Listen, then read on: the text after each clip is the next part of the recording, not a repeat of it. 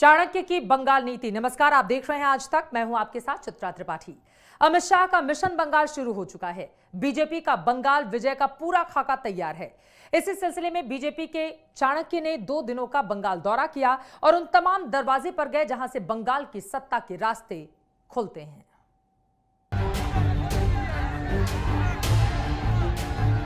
चुनाव बिहार में है और अमित शाह बंगाल में एक नई लकीर खींचने, राज्य की सियासी फिजा बदलने, बंगाली मानुष के जरिए बीजेपी की राह को आसान बनाने। इसके लिए बीजेपी के चाणक्य कभी मां काली के दरबार में गए, तो कभी शरणार्थी समुदाय के बीच, तो कभी महापुरुषों को याद कर आध्यात्म की नब्ज को पकड़ा। यात्रा के दूसरे दिन की शुरुआत अमित शाह ने मां काली के दरबार से की। पश्चिम बंगाल में बीजेपी की शक्ति को मजबूत करने के लिए अमित शाह ने दक्षिणेश्वर काली मंदिर में मां की शक्ति पूजा की और बंगाल से ममता सरकार को उखाड़ फेंकने का ऐलान कर दिया। बंगाल की महान जनता को आह्वान करना चाहता हूं कि आध्यात्मिक और धार्मिक चेतना का केंद्र बंगाल जो पूरे देश का बना, पूरे देश का रहा, वो गौरव फिर से एक बार बंगाल प्राप्त करे। इसलिए आप सब एकमुश्त होकर, जागरूक होकर अपने अपने दायित्व का निर्वहन करिए। मां काली के मंदिर में करीब 20 मिनट रुके अमित शाह। पूरी तन्मयता से मां काली की पूजा की। यहां स्वामी विवेकानंद के गुरु परमहंस ने आध्यात्मिक शिक्षा हासिल की थी। यहां पहुंचकर अमित शाह ने कहा कि बंगाल आध्यात्मिक चेतना का केंद्र रहा है, लेकिन आज तुष्टीकरण चरम पर है। कि बंगाल की महान भूमि आध्यात्मिक चेतना को जगाने वाले लोगों की भूमि रही है और आज वही भूमि पर जिस प्रकार से अपीसमेंट की पॉलिटिक्स, तुष्टीकरण की पॉलिटिक्स चल रही है, इससे बंगाल की ये महान परंपरा आहत हुई है। दौरे के दूसरे दिन भी अमित शाह ने लंच डिप्लोमेसी का सहारा लिया। कोलकाता के गौरानगर में शरणार्थी समुदाय के आंगन में पांत बिठाई। मतुआ समुदाय के दिलों पर राज करने के लिए अमित शाह ने उनके घर जाकर जमीन पर बैठकर खाना खाया। साथ में दिलीप घोष समेत बीजेपी के दूसरे दिग्गज नेता भी मौजूद रहे। पिछले कुछ वर्षों में बीजेपी का परचम कई इलाकों में फहराने के लिए अमित शाह को पार्टी में किसी चाणक्य से कम नहीं समझा जाता है। लेकिन इस बार बंगाल चुनाव कुछ अलग होंगे, जहां एक और राज्य की लीडरशिप पर नजर बनाए रखने के लिए केंद्र की लीडरशिप लगातार यहां पर काम कर रही है, तो वहीं दूसरी ओर गृह मंत्री अमित शाह के आने से एक संदेश दिया जा रहा है कि आने वाले दिनों में चुनावी राजनीति और चुनावी रणनीति कई गुना ज्यादा अलग होगी, न सिर्फ पार्टी स्तर पर बल्कि राष्ट्रीय स्तर पर भी। मतुआ समुदाय से आने वाले नवीन बिस्वास के घर शाह के लिए खाने का इंतजाम था। अमित शाह के लिए बिस्वास परिवार ने दिल से खाना तैयार किया था। चावल, रोटी, शुक्तो, मूंग दाल, चना दाल, पनीर, चटनी और खीर।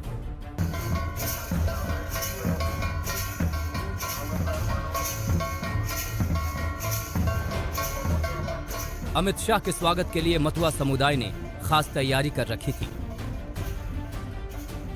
विश्व में किसी भी समुदाय से सामंजस्य बैठाने के लिए एक व्यक्ति को उनके भोजन का स्वाद चखना होता है और राजनीति में सफलता चखने के लिए उस भोजन के स्वाद को परख कर आगे बढ़ना होता है। अमित शाह इस कला को बखूबी जानते हैं, इसलिए जब भी किसी गांव या किसी कम्युनिटी से मिलने जाते हैं, वहां पर उनके साथ उनके भोजन का स्वाद जरूर लेते हैं। इससे पहला संदेश ये जाता है कि वो कैसे उस इलाके के लोगों के साथ जुड़ रहे हैं और इस जुड़ाव को बरकरार रखने के लिए वहां के व्यंजन में मनोरंजन भी देख लेते हैं। आखिरकार इसी के जरिए चुनाव की राजनीति भी हो जाती है। संस्कृति और आध्यात्म पश्चिम बंगाल की नसों में बहता है, या यूं कहें कि वहां के लोगों की जिंदगी का ये सूत्र है, जिसके सिरे को पकड़ते हुए अमित शाह शास्त्रीय संगीत के मूर्धन्य गायक अजोय चक्रवर्ती के घर गए। उनके गायन का लुत्फ भी लिया। बीजेपी के पूर्व अध्यक्ष अमित शाह को बखूबी पता है कि बंगाल के लोगों का अपने अतीत और परंपरा से कितना गहरा लगाव है। यही वजह है कि यात्रा के दौरान उन्होंने खुद को बंगाल की सांस्कृतिक विरासत से जोड़ा।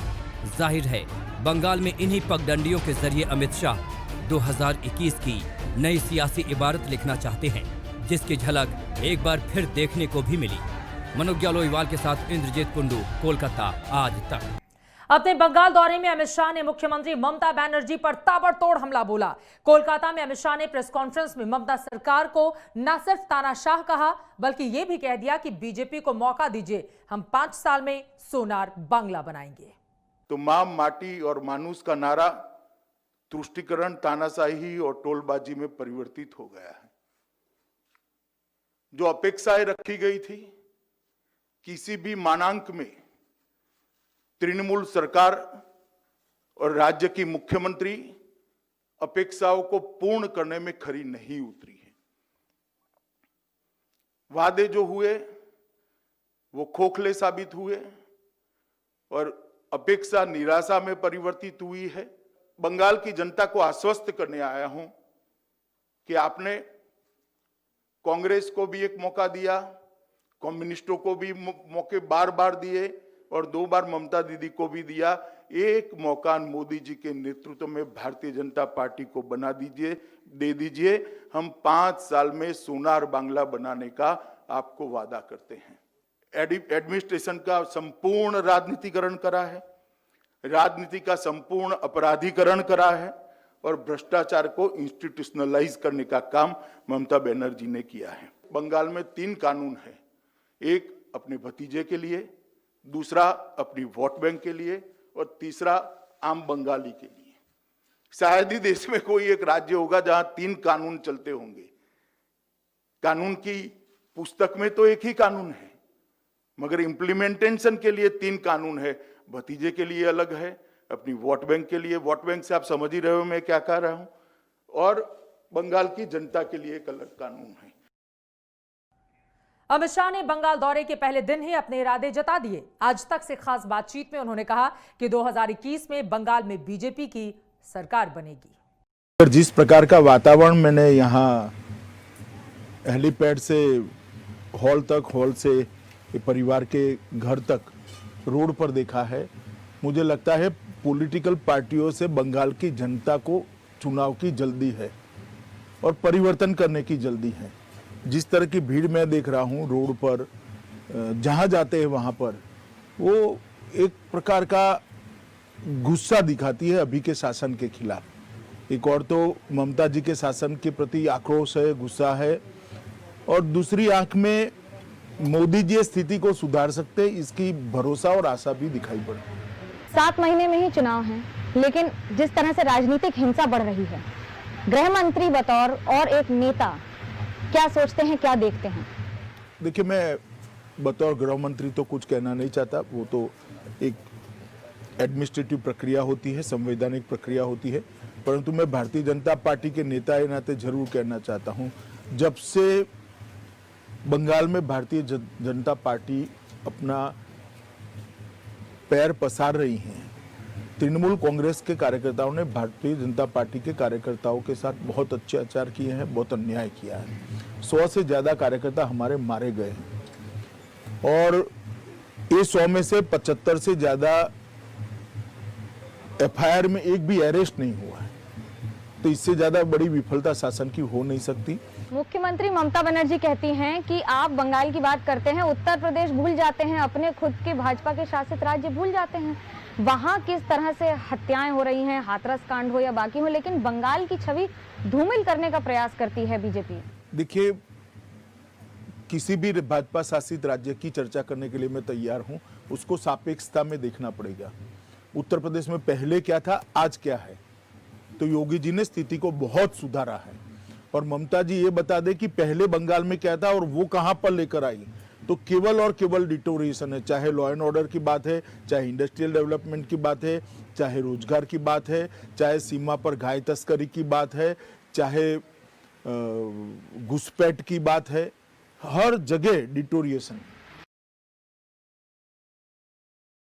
अमित शाह ने पश्चिम बंगाल में 2 दिन का ये दौरा जिस अंदाज में किया है, उससे ये तो साफ हो गया कि बीजेपी काफी आक्रामक अंदाज में है वहां पर। एक और अहम बात जो सामने आई है वो ये कि बीजेपी की नजर आदिवासी मतदाताओं पर है। बांकुरा में बिरसा मुंडा को श्रद्धांजलि, आदिवासी के घर पर खाना खाना, ये सब कुछ चुनावी प्लानिंग का हिस्सा है।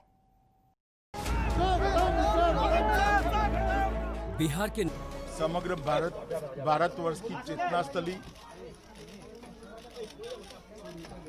जहां से कई लोगों ने ऊर्जा प्राप्त करी। मैं कई बार दक्षिणेश्वर आया हूं, जब भी आया यहां से ऊर्जा और चेतना प्राप्त कर कर वापस गया हूं। अमित शाह का मतुआ समुदाय के घर जाकर भोजन करना यूं ही नहीं, इसके सियासी मायने हैं। मतुआ समुदाय के लोग बांग्लादेश से शरणार्थी बनकर आए थे। बंगाल में 1 करोड़ से ज्यादा इस समुदाय की आबादी है। नादिया और 24 उत्तरी परगना की 10 विधानसभा सीटों पर ये निर्णायक भूमिका में है। अमित शाह के बंगाल दौरे को अगर बारीकी से देखें तो पता चल जाएगा कि बीजेपी की नजर आदिवासी मतदाताओं पर है। बांकुरा में बिरसा मुंडा को श्रद्धांजलि, आदिवासी के घर पर खाना खाना, सब कुछ चुनावी प्लानिंग का हिस्सा है। बंगाल के आदिवासी बहुल जंगल महल में आने वाले इस इलाके में बीजेपी ने अच्छी पैठ बनाई है। 2019 के लोकसभा चुनाव में इस इलाके और आसपास बीजेपी ने 7 लोकसभा सीटें जीती थी। इनमें बांकुरा, बिष्णुपुर, पुरुलिया, झारग्राम, मेदिनीपुर, बर्धमान, दुर्गापुर जैसी सीटें शामिल हैं। बांकुरा के दौरे से आदिवासी इलाकों की 126 विधानसभा सीटों पर शाह की नजर है। 24 उत्तर परगना उन जिलों में है जहां टीएमसी और बीजेपी के बीच वर्चस्व की हिंसक जंग होती रही है। ऐसे में अमित शाह ने बीजेपी कार्यकर्ताओं का हौसला बढ़ाया और ममता सरकार को साफ संदेश दे दिया कि उनकी पार्टी, उनके कार्यकर्ता डरने वाले नहीं हैं। बंगाल की जनता को आश्वस्त करने आया हूं कि आपने कांग्रेस को भी एक मौका दिया, कम्युनिस्टों को भी मौके बार बार दिए और 2 बार ममता दीदी को भी दिया। एक मौका मोदी जी के नेतृत्व में भारतीय जनता पार्टी को दे दीजिए।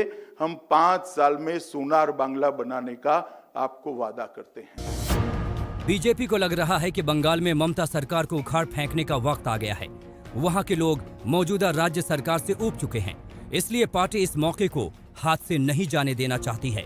यही वजह है कि बीजेपी सबको साध रही है। दक्षिणेश्वर मंदिर जाना भी इसी कड़ी का हिस्सा है। यानी शाह का साफ संदेश है कि हिंदुओं में अगड़े पिछड़े की राजनीति खत्म हो और एकजुट होकर ममता सरकार के खिलाफ वोट करें। महिलाओं के खिलाफ अपराध में देश में 3रे नंबर पर बंगाल रहा।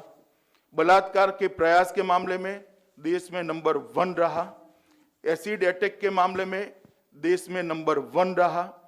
महिलाओं के गायब होने में देश में 2रे नंबर पर रहा। गायब महिलाओं को न ढूंढ पाने के मामले में देश में नंबर 1 रहे। 2 दिनों के दौरे के दौरान बंगाल में अमित शाह के कदम जैसे जैसे आगे बढ़े, ममता सरकार वैसे वैसे बेचैन होने लगी। लेकिन उनकी पार्टी ने इस बेचैनी को सवालों का आंचल ओढ़ाया और कहीं ये जाहिर न हो जाए, लिहाजा अमित शाह से जवाब मांगा।